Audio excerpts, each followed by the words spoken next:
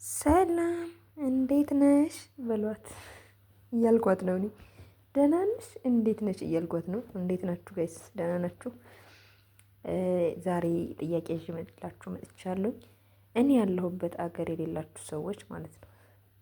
ይሄ ብር ምን ይመስላችኋል? ዶላር ወይስ ሪያል?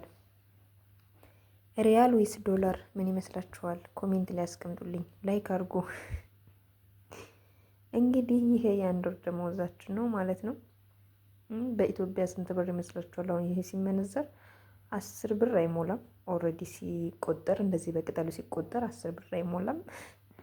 ግን ሲመነዘር ስንት ይመስላችኋል?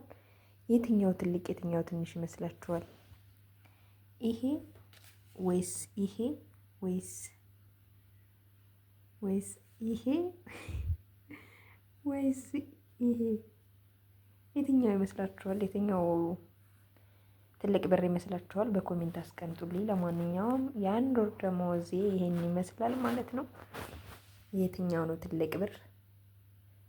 ሲቀጥል ይሄ ምንድን ነው? ሪያል ነው ወይስ ዶላር እንላለን?